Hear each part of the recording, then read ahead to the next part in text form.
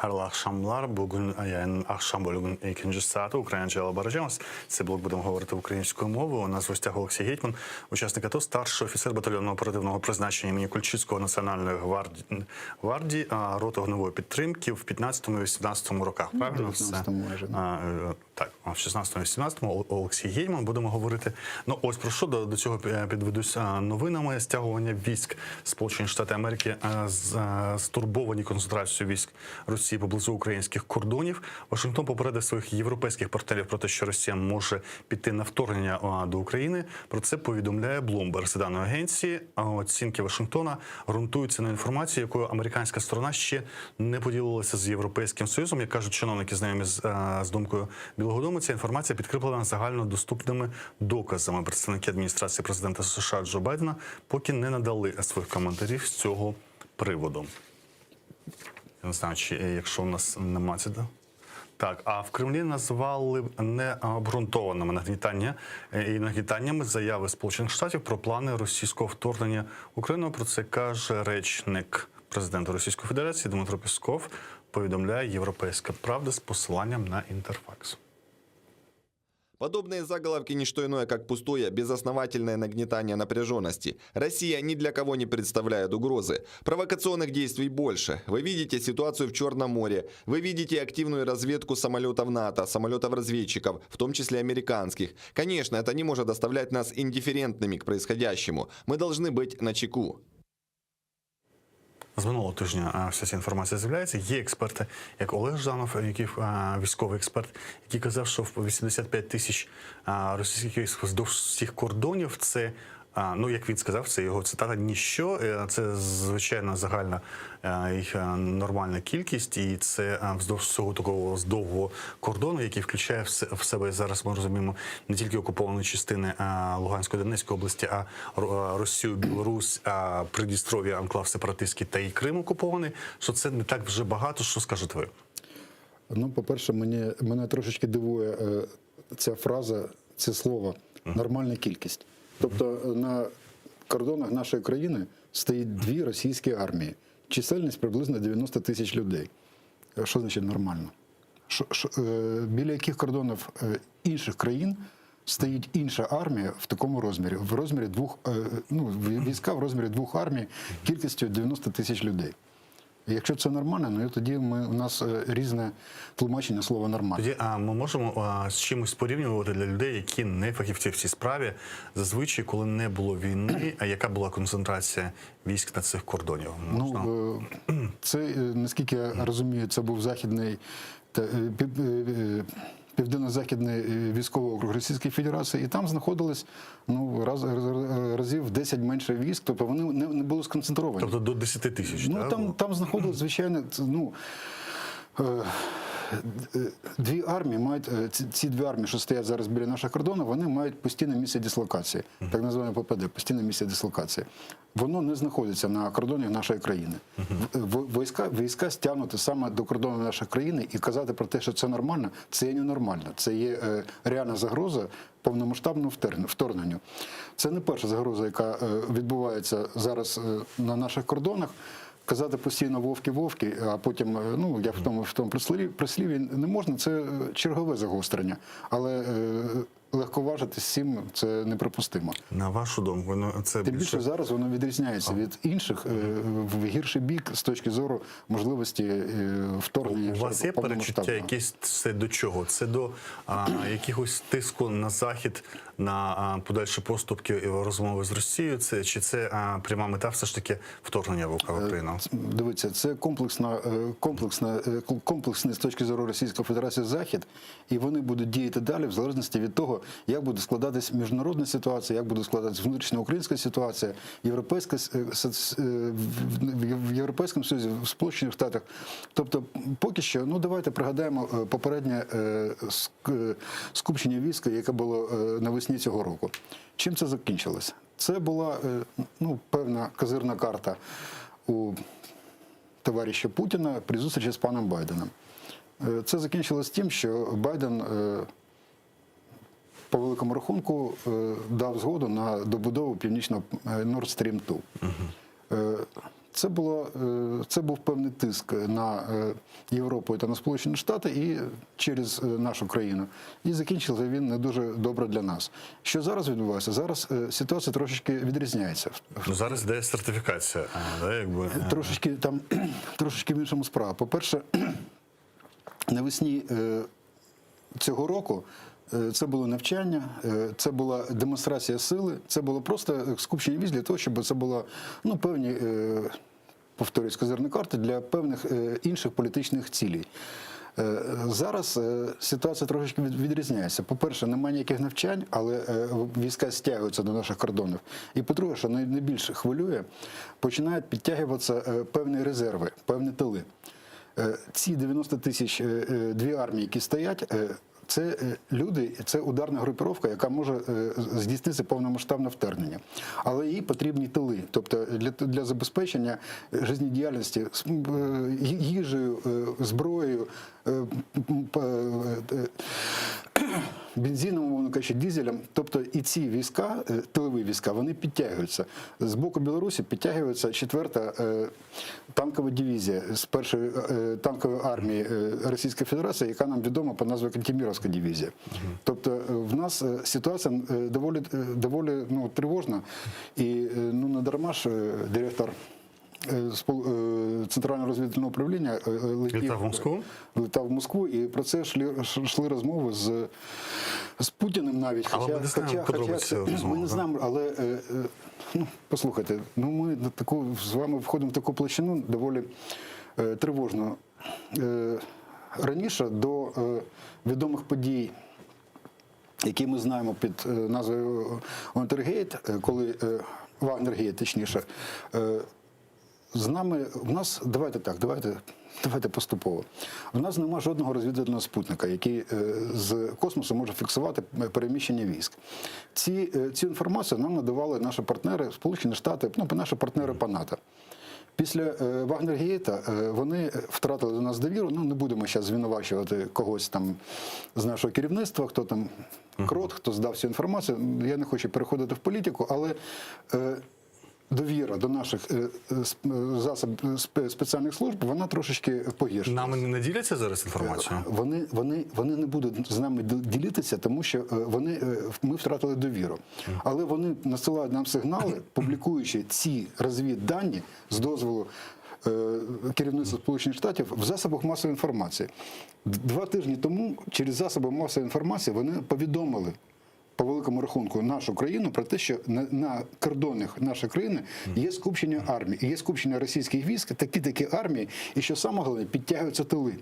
Тобто, якщо це не демонстрація сили, а з точки зору Російської Федерації, а намагання вторгнутися, то їм потрібна підтримка, і оця підтримка підтягується.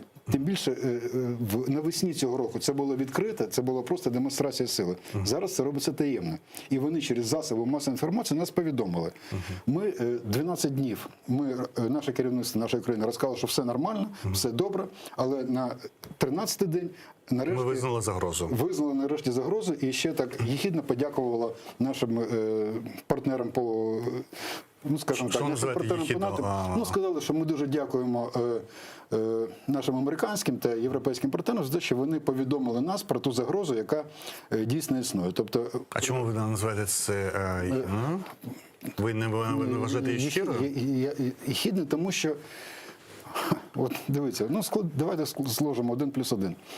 У нас нема спутників, які можуть реєструвати переміщення великих купель, і тим більше таємне переміщення військ. Коли почали повідомляти про це через засоби масової інформації, що йде скупчення, наше керівництво почало заперечувати цьому факту. Просте до вас питання. На якій підставі вони почали заперечувати? Звідки в них може бути інформація? Взагалі, чи є скупчення, чи нема скупчення? Тому що вся інформація про переміщення військ, вона була від наших партнерів по Північно-Атлантичному боку, в яких є відповідні спутники, які це фіксували. Тобто, краще я закінчу 10 секунд. Якщо б просто було мовчання, яке сказало б, що ми не можемо нічого коментувати, але заперечувати, якщо у вас немає засобів, щоб все перевірити, то це, відповідно, це була якась політична воля з боку нашого керівництва нашої держави, і вона була, а потім через 2 тижні вони подякували за те, що 2 тижні тому і через засоби масової інформації нас попередили про скупчення військ. Ну, Давайте подивимося тому на слово це «єхідна» мені висловлювання подяку президента Зеленського, щоб зрозуміти, що мали на увазі. Я мав на увазі, Давайте. що мені Ми здається, зараз це була подивимося. єхідність. Весь світ чітко бачить, хто дійсно хоче миру, а хто концентрує майже 100 тисяч військових на нашому кордоні.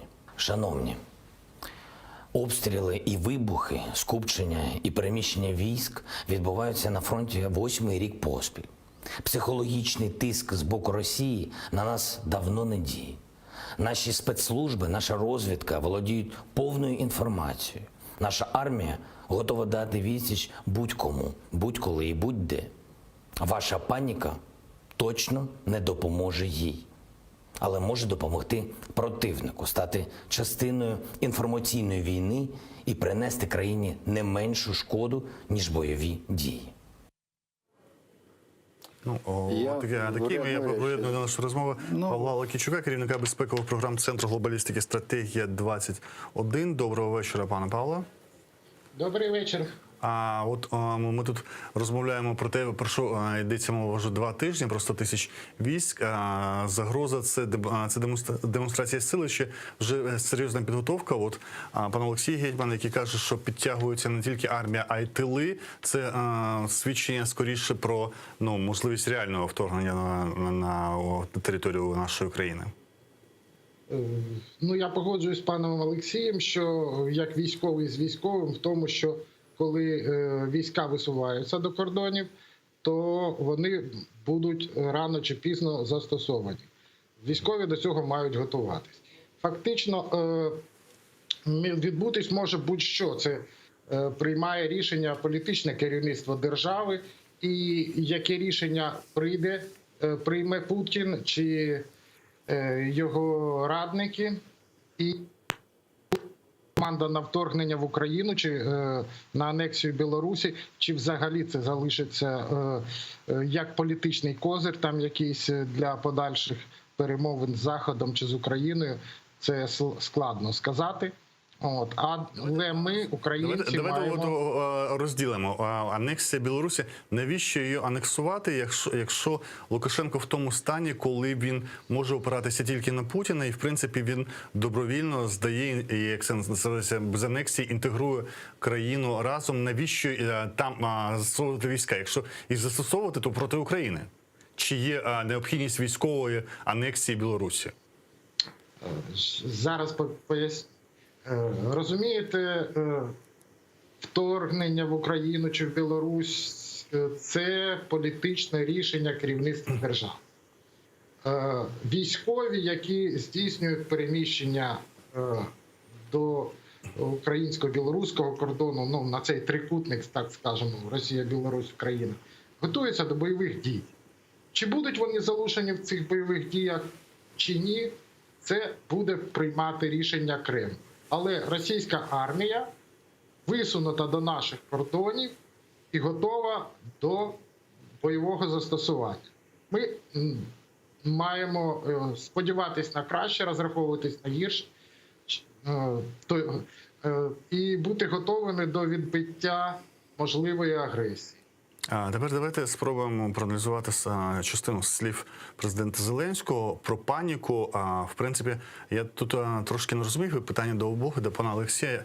По-перше, мирне населення, звичайно, цивільне, не може спокійно реагувати на те, що просто, знаєте, готується вторгнення. Що означає не роздмухувати паніку? До кого це звернення? Я не зрозумів. Треба приховувати інформацію про можливе вторгнення Росії, чи аж до того, як воно не почнеться? Про що йде мова? Як ви це зрозуміли? Давайте так. Є Кантеміровська дивізія танкова, вона базується в Нарофемінську. Це російська? Російська, да, російська з першої танкової армії, 4-та танкова дивізія, дуже потужна, гвардійська, з їхньої точки зору, дивізія, там багато у них, вона імені Леніна, чи я не пам'ятаю кого. Тобто вона з місць постійної дислокації. переміщуються майже таємно до кордонів іншої країни. В нашому випадку до кордонів України. Ми не панікуємо, просто нас інформують про це наші західні партнери. Хлопці, підтягується танкова дивізія. В неї танків ледь не більше, ніж в усій Україні. Якщо вона почне атакувати, давайте так, у нас кордони з Білорусією дуже погано захищені. Там майже нема таких, у нас там десь перекопана лінія, просто там граблями, умовно кажучи, щоб дивитися, хто ходив, хто не ходив. А столиця знаходиться за менше, ніж 150 кілометрів до кордону. Тому з Білорусі. якщо буде, борони Боже, вторгнення з боку Білорусі, на що є всі ознаки, що ми не кажемо, що це буде. Давайте ще раз, не кричати вовки-вовки. Але це цілком можливо. Коли підтягуються мощні, це дуже потужна Кантеміровська, це дуже потужна дивізія Російської Федерації. Якщо вона підтягується, нам, принаймні, треба там зосередити частину військ з великою кількістю противотанкових засобів, які в нас, на щастя, є. Принаймні це треба зробити. Ми не кажемо, ніхто не каже, що це вже 100% підготовка до війни, що буде 100% вторгнення. Тому що постійно, тут я погоджуюсь з паном Зеленським, в тому сенсі, що постійно кричати, що це дуже погано, що це не перше загострення, цього казати не треба. Давайте послухаємо пана Павла. Треба говорити нам, журналістам, про це загострення, чи ми роздмухуємо паніку зараз і можемо дійсно відпрацювати таку резистентність сприйняття до такої інформації, коли там що 2 тижні буде з'являтися, що готується вторгнення, дійсно можна до всього звикнути, до всього звикають навіть до постійних військових дій. Але казати, нічого, це чергове загострення, це теж неправильна позиція, це не державницька позиція. Казати те, що буде 100% війна, не можна, але треба казати вам, журналістам, казати, що дійсно, це нам кажуть наші захисні партнери, що стягуються війська і стягуються тилові частини військ. Хлопці, це дуже небезпечно. Давайте на це реагувати. Послухаємо теж. Пане Павло, прошу вас. Мені здається, слова нашого президента були адресовані не стільки українським журналістам, скільки нашим американським партнерам. Так, в ретроспективі, якщо подивитись, то після повідомлень американців про накопичення російських військ на наших кордонах, наші посадовці спочатку говорили про те, що це якась дезінформаційна кампанія і нічого не відбувається, а зараз говорять, що це було нагнітання паніки, коли американці повідомляють вже європейських партнерів про те, що Росія може напасти на Україну. Треба розуміти, що РУМО США – це найпотужніша технічна система розвідки в світі. І вона ніколи не нагнітає паніку, вона тільки констатує інформацію. Так скажемо, про супутники пан Гармаш згадував. Американські супутники зараз виявляють об'єкти з роздільністю 15 сантиметрів. Тобто вони бачать не тільки танки, а навіть ті позначки, на них і до яких підрозділів вони відносяться. На вашу думку, з чим пов'язана тоді така дивна українська реакція на те, що відбулося з інформуванням? Чому саме так поставилось наше керівництво, так зреагувало на американську інформацію? Це питання. Можливо, наше військово-політичне керівництво не хотіло нагнітати, так скажемо, обстановку перед якимись певними рухами в переговорах з росіянами. Зеленський розраховує на нормандський формат. Наш президент любить заглянути в очі Путіну. Тобто, можливо, тут саме з цією метою, щоб не виникло напруженості напередодні можливої. Не тільки на нормандський формат. Наскільки я розумію, Зеленський досить серйозно хотів і з особистої зустрічі з Путіним, і про це не раз повідомляв. Чи залишається потреба зараз тоді в такій зустрічі, на ваш погляд? Особисто, на мій погляд, я думаю, що в цій зустрічі нема сенсу, бо Путін, Пісков, інше керівництво, Лавров, вони відмітили пункти, про яких буде вестись перемовини. Вони виключили Донбас, вони виключили Крим. Про що тоді розмовляти? Ми зустрічаємося з людиною, яка організувала проти нас війну. Я думаю, що реакція нашого керівництва, вона пов'язана не стільки з бажанням зазирнути в очі Путіну, бо це вже якась дитяча така поведінка. Я думаю, що ми дуже всі гарно розуміємо, що в нас є велика проблема з енергоносіями, і нам треба якось цю зиму пережити. У нас не вистачає електрики, ми вже ведемо перемовини з Білорусією по постачанню електрики, російської фактичної енергії в Україну. У нас проблеми з вугіллям, у нас проблеми з газом. Я думаю, що йдуть якісь перемовини, скоріш за все, вони мають йти, бо в іншому вірно... Україно-російські ви маєте? Я думаю, що йдуть, звичайно, вони якісь перемовини йдуть. Послухайте, якщо ми залишимось без енергоносіїв в холодну зиму, то ми не тільки будемо віяло виключно робити. У нас може, давайте так, віяло виключення. Люди лежать в лікарні під апаратами штучного дихання. Це смерть цих людей. Розумієте, по великому рахунку, на жаль, вони, наше керівництво, на жаль, довело до такої ситуації країни, що вони коли було дешевий газ, коли можна було, все, що треба було зробити, вони не зробили. Зараз вони знаходяться в патовій ситуації. Це цуцванг, це будь-який хід приносить шкоду. Але давайте так, а що робити? Треба відпускати пана Олексія. Єдине, поставлю запитання. На ваш погляд, ти ще погоджуєшся, що на тлі всього цього нагнітання йдуть якісь економічні перемовини? Безумовно, Росія намагається нас загнати в глухий кут не тільки з військової точки зору зараз, і з енергетичної. Всі знають, що нас підганяють в тупік. Москві потрібна дестабілізація внутрі України, після чого можливе військове вторгнення теж. Павло Лакійчук, керівник безпекових програм Центру глобалістичних стратегія 21, був на прямому зв'язку. Фактично, обидва експерти погоджуються із загрозливістю концентрації російських військ на кордоні і економічному тиску, і можливості взагалі самого фізичного вторгнення. Давайте про це поговоримо. Яким воно може бути, чи є і що таке готовність України в 2021 році до такого вторгнення? Україна займає 10-те місто в Європі, Збройні сили України, 25-те в світі по потужності нашої армії. Росія займає друге. І, відповідно, перше в Європі. Перше в світі Сполучені Штати. Якщо буде пряме вторгнення і лобове зіткнення української армії з російською армією, навряд чи ми це лобове зіткнення витримаємо. Тому казати, що ми можемо дати відсіч будь-якому ворогу, ви знаєте, ми зупинили в 2014-2015 році Російську Федерацію, але вони вводили обмежений контингент військ на нашу територію. Вони в основному використовували так званих бійців, терористів ЛНР, ДНР, і майже не було застосована авіація.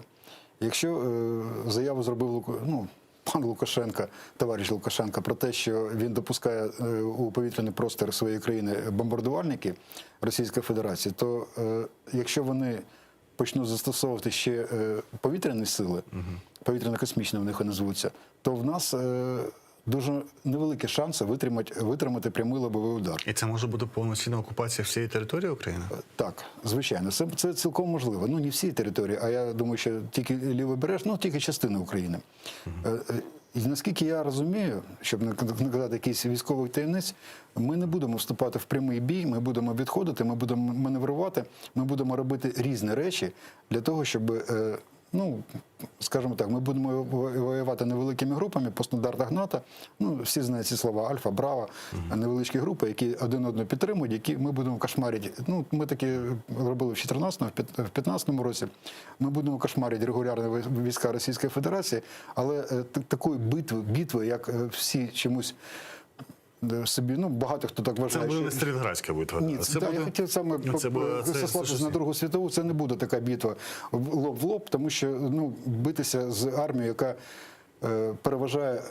кратно переважає твою, а це просто покласти людей в полі бою, на полі десь, щоб вони, це просто покласти армію. Цього у нас, окрім політичного руководства країни, є ще військове руководство, і зараз воно більш-менш адекватні люди нарешті стали керувати. І залишилось багато людей, які фахові офіцери і генерали.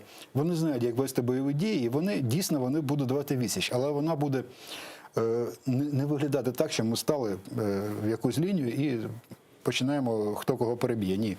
Тоді в нас шансів взагалі не буде. На прямому зв'язку Олександр Островський, професор, білоруський дисидент. Доброго вечора, пане Олександре. Добрий вечір. Ми з вашими колегами білоруськими минулого тижня це саме обговорювали, і вони теж не виключають, що може бути вторгнення в Україну з боку Білорусі. Як ви оцінюєте, наскільки ця загроза дійсно стає близькою, і чи це може означати, що разом з росіянами буде білоруська армія? Ну, на теперішній час мені подобна ситуація виглядає ще поки що маловероятно. Треба сочити за розвиттям подій на межі з Польщею, на межі з Литвою, але до деяких подій, які мали вот такі трагічні наступства для льосів наших обидвох народів, я маю на увазі білоруський і український, я думаю, що про це клопотиться трошечки завчасно. Чому?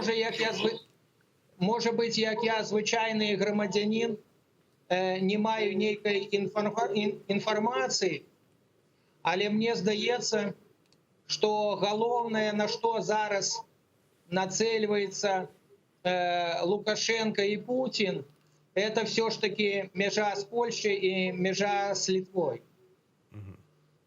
На вашу думку, ця міграційна криза на кордоні двох країн Європейського Союзу, її кінцева мета яка? Щоби що? Головна проблема Лукашенки в дадений час – це санкції. Четвертий пакет відбувся, погрожає п'ятий пакет санкцій. І ця вся ситуація погрожає вельми істотно погоршити економічний стан Білорусі. І, натурально, погоршити ситуацію влади. Тому я бачу, що головна мета Лукашенка на те, що націлюється, це спробувати шляхом створення цього кризису міграційного, шляхом погрози, сприяння тому, як утікачі з Близького Сходу могли трапити на територію Єврозв'язу, гэтым способом він хоче домогтися перемог і відмінити ті санкції, які є, а як мінімум не допустити з'явлення п'ятого пакета. Дякую дуже вам за те, що включилися в нашу розмову. Це був Олександр Островський, білоруський професор і дисидент, який вважає малоймовірним все ж таки вторгнення білоруської армії і росіян з білоруського боку. Хоча інші його колеги, і от Саніков, кандидат в президенти, і Тетяна Попова, білоруська журналістка в Україні, вони вважають, що після минулого тижня це цілком ймовірний сценарій теж. Ну, дивіться, казати можливе чи неможливе вторгнення, починаючи з 2014 року, воно вже було. У нас забрали Крим, на каналі якого ми знаходимося, у нас забрали частину території Донецько-Луганської областей, тому і тут правильно було сказано президентом, що за останні 8 років це не перше загострення, але деякі загострення перетворились на втрату території і в загибель багатьох наших співвітчизників, як військових, так і мирних людей. Давайте невелику ретроспективу. Загострення березня-квітня, думаю, пам'ятають багато, бо багато про це говорили, але після надзвичайно великих втрат військових після 2015 року Чи були такі загострення, загрози вторгнення після 15-го року до цього, до 21-го, за 6 років? Ви знаєте, оце загострення, що відбувається зараз, воно суттєво відрізняється від інших загострень попередніх, саме тому, що це перший раз, коли почали підтягуватись тилові війська. Ну, не тилові війська, а інші війська, які забезпечують тил цієї ударної групировки з 90 тисяч. Це перший раз, це вже дійсно лякає. До цього, навесні загострення, це була відверта демонстрація сили, тому Чи що... ви вважаєте, що якщо окупація буде, то тільки лівобережної частини? Київ теж близько до столиці? Вони не дійдуть. Дивіться, Не дійдуть чому? Тому що у них людей не вистачить. Дивіться, у нас є, давайте вже переходити до такі філософські, у нас генетичний досвід партизанської війни. Навіть більше, ніж в Білорусі, мені так здається. Дивіться, ми чомусь вважаємо, що війна, сучасна війна, вона схожа на якесь спортивне змагання. Хто кого переможе на полі бою. Це не дуже правильний підхід. Війна – це продовження політики іншими засобами. Але війна – це один із засобів досягнення своїх політичних цілей. У Путіна яка політична ціль? Для нього найвеличніша катастрофа 20-го сторіччя – це розпад Радянського Союзу. Він дуже поважає Олександра II, він хоче повернути Російську імперію в кордони часів, коли там була і Фінляндія, і Польща, і взагалі це була велика імперія. В нього є мета, це щоб Україна втратила свою, принаймні фактично, юридично вона може залишитися. Суб'єктність. Суб'єктність. Колись Україна була засновником Організації Об'єднаних Націй, тобто там прапор України був постійно, але вона була по великому рахунку частиною Радянського Союзу. Він не хоче, щоб ми стали федеральним округом, якийсь ми можемо далі називатися Україна, але мета, що це буде фактично суб'єктом, може не суб'єктом, а це буде фактично територія, яка керується Російською Федерацією. Це мета Володимира Путіна. Для цього можна застосовувати політичні, економічні, психологічні, всі засоби військові, те, що ми називаємо гібридною війною. Якщо мета, це вже втомлюся казати. От дивіться, один танк коштує приблизно від 3 до 5 мільйонів доларів. Танковий взвод – це 4-5 танків. В залежності, як він, це 20 мільйонів доларів. Це для звичайних людей це доволі великі гроші. Для армії, для країни це не, з точки зору це не дуже велике. Давайте порахуємо. 20 мільйонів доларів, якщо заплатити якоїсь групі людей в Україні, яка я не хочу називати ці прізвища, які у нас були такі блогери, які там робили певні антиукраїнські... Які можуть влаштовувати диверсії, так? Іменно, дивіться, якщо... всі ж знають ці правила війни, що якщо зсередини не буде єдності в країні, якщо вона буде роз'єднана, якщо вони будуть між собою сваритися, так Україну дуже легко навіть захоплювати не треба. І вона просто сама, по великому рахунку, сама себе зруйнує зсередині. В нас таке, на жаль, було в часів Гетьманата, Скоропадський, Вінниченко. Тобто у нас були такі, коли поїхали, ладно, в історії вже не будемо глибоко. Давайте порахуємо. Якщо там, умовно, Шарію якомусь дати і його команді дати 20 мільйонів доларів, то він за рік наробить шкоди нашій країні в сотні разів більше, ніж танковий взвод, який навіть наш підрозділ ветерана Кульчицького мог би знищити за 10 хвилин бою. Тобто і все. Розумієте? Тому нема в них мети на полі бою перемогти Україну. Тоді що означає можливість вторгнення? Що означає тоді вторгнення? Я думаю, що воно буде частково і локально. І це, а для чого вони роздають російські паспорти? Давайте зараз будемо з вами фантазувати. Вони роздають російські паспорти. Вони будуть не вторгатися, як країна, яка хоче захопити іншу країну. Вони будуть підтримувати російськомовних, чи вони будуть підтримувати громадян Росії, чи вони будуть підтримувати людей, яких запросять. Але ж вони роздають паспорти на окупованій території. Це може бути, борони Боже, це може бути щось в Києві, якась група виступить, що там щось, якісь події, може якісь, там вже у нас були герої, на жаль, України, які планували обстріл центру Києва і так далі. Що під загрозою? Харків, Дніпро, Київ. Харків, Дніпро, Київ, звичайно. Ну, Дніпро це взагалі, пробачте, там наш космічний комплекс. Ми одна із небагатьох країн світу, 6, якщо я не помиляюсь, яка робить космічні супутники. Ну, пробачте, це дуже потужні.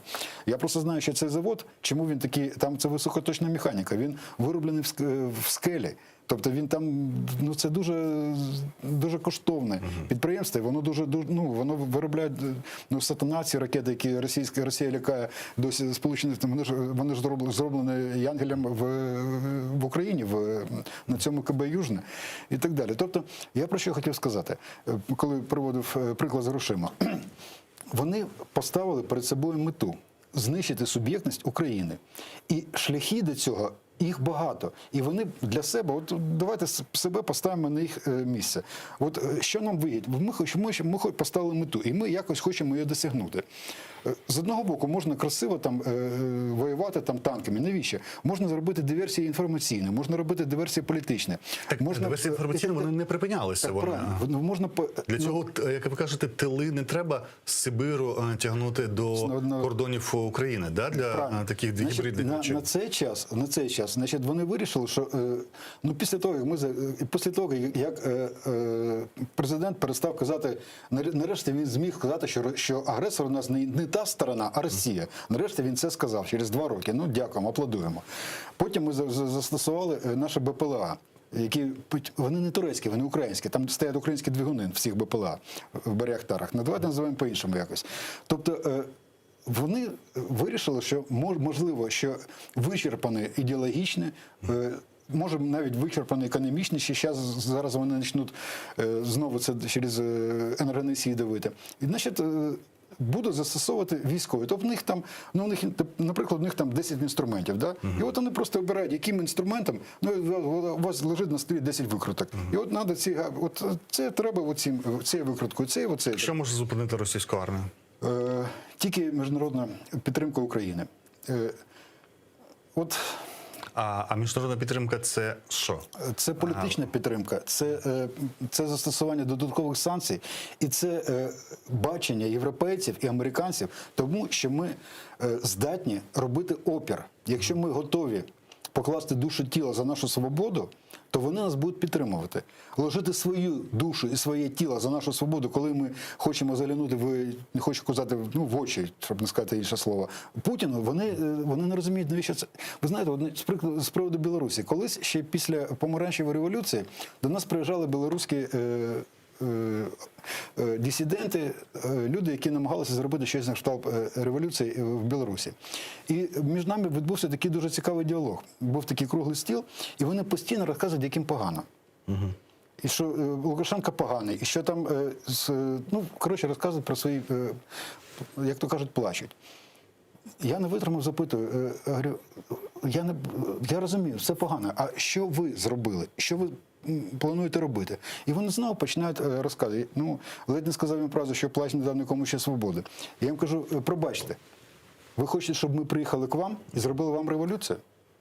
Робіть щось, ми вас підтримуємо, але за вас ми цього робити не будемо. Те ж саме наші іноземні партнери кажуть, робіть, збирайте, фінансуйте ваше оборонне замовлення.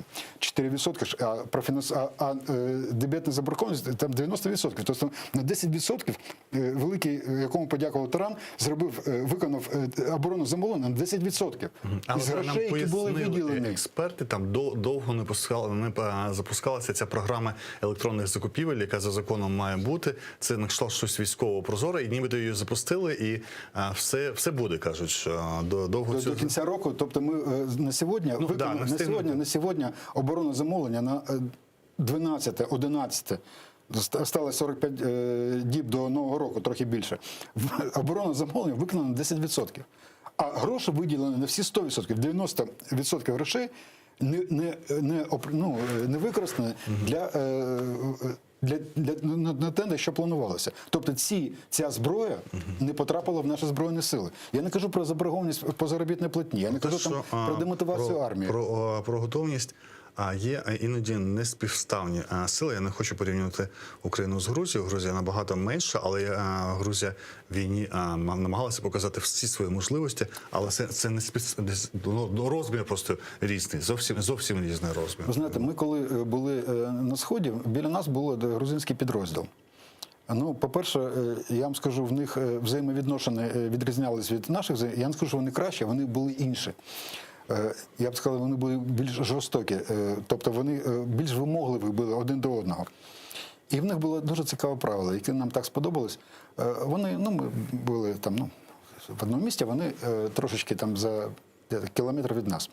У них було правило, кожен день вони просувалися вперед на 1 метр. Але кожен день на 1 метр вперед, не менше.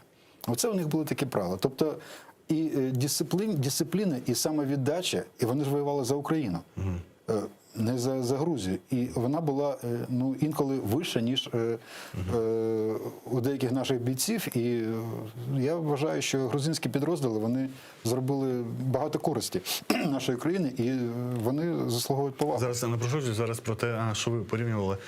Всі мають самі за себе робити. Що може дати політична підтримка? Яким чином політична підтримка України може зупинити силову акцію Росії? Політична підтримка? Політична підтримка міжнародних без їхньої участі. Всі кажуть, що ніхто тут за українців воювати не буде. Так. Не американці, не європейці. Воювати будуть українці. Вторгнення – це в будь-якому разі, в якому вигляді воно не було, в сучасному, це ж таки війна без залученням живих людей, і тут будуть тільки українці. Так, звичайно, але техніка може бути... І чому політична підтримка Заходу може зупинити такий інструмент, як силова акція? Дивіться, ці речі, силова акція і політична підтримка, вони між собою пов'язані таким чином. Якщо будуть вводитись додаткові санкції проти Російської Федерації, то один умовний день війни їм буде коштувати мінус більший відсоток з їхнього бюджету, ніж без санкцій. Тобто вони витрачають на війну, наприклад, на один день 1 рубль, умовно кажучи. А якщо з бюджету виходить, то коли наводяться санкції, то це вже буде 2 чи 3 рубля, умовно кажучи. Тобто їм це буде... Ми російську армію, другу армію в світі, 25-та армія в світі зупинити не в змозі. Не треба це розказувати якісь... навіщо це розказувати? Це просто з точки зору військового, з точки зору ведення бойових дій, це нереально. Але зробити так, щоб їм було невигідно починати цю війну, щоб вона їм стоїла дуже, дуже дорого, це ми можемо зробити політичним тиском на Російську Федерацію, погрожувати санкціями, не обов'язково їх вводити, але щоб вони розуміли, що Захід їх може ввести в будь-який момент, щоб вони розуміли, що це цілком реально. І останнє, з приводу підтримки чи не підтримки. Давайте пригадаємо 91-й рік, коли був путч в Москві, і коли Україна почала оголошувати свою незалежність. До нас приїжджав президент Сполучених Штатів пан Буш. І його промова, може хтось не пам'ятає, але я хочу нагадати, він пропонував нашій Раді, застерігав нас і просив нас не виходити зі складу Радянського Союзу. Що в період Холодної війни Сполучені Штати дуже полюбляли Радянський Союз? Ні. В будь-якому випадку справа зовсім в іншому. Справа в тому, що вони готові підтримувати до певної межі. Якщо, борони Боже, їхня підтримка приведе до початку Третьої світової війни, чи принаймні Європейської війни, вони тут зупиняться. Їм, давайте будемо цинічні, але відверті. Краще їм втратити Україну, чим розпочати світову чи європейську війну повномасштабно на всій території. А вони цього, тому їхня підтримка, вони будуть підтримувати, коли ми покажемо, що... Ви знаєте, навіть не керівництво цих країн, а громадяни цих країн, коли побачать, що ми, як мовно кажучи, герої, які стоїмо насмерть за свою свободу, то вони примусять робити більш серйозні дії своє керівництво. Франції, Німеччини, Сполучених Штатів. Вони покажуть, дивіться, ці люди вкладуть життя за свободу, за незалежність. Це наші цінності. Ми не маємо права. А коли вони бачать, що ми колібаємось, як то кажуть, що ми не знаємо, чи ми будемо це робити, чи ми почекаємо, чи ми комусь в очі заглянемо, вони думають, глядіть в очі, що ви від нас хочете? Це приклад, що я сказав в Білорусі. Коли я не витримав, запитав, ви що хочете? Що ви скажетесь? Що ви зробили? Нічого. Ви прийшли розказати, як ви на все погане? Ви хочете, щоб ми приїхали робити вам революцію? Так ми не поїдемо. робіть щось, а ми вас підтримуємо. Давайте ми вам розкажемо, як робляться ці акції, що треба робити, які там польові командири, які там, що, як робити. І американці, і натовці кажуть те ж саме. Хлопці, давайте. Чому нас не беруть в НАТО? Дивіться, я вам сказав, що ми займаємо 10 місце в Європі по потужності Збройних сил. В Європі, в НАТО 30 країн. Із них 28 в Європі. Тобто ми 18 країн НАТО, наша армія потужніше, ніж 18 країн НАТО. Потужніше, ніж 18 країн НАТО європейських.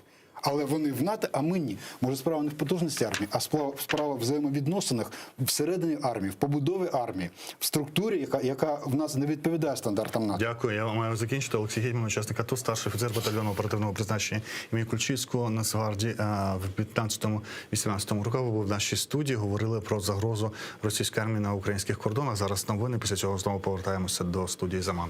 Дякую. Сподіваюся, що було цікаво.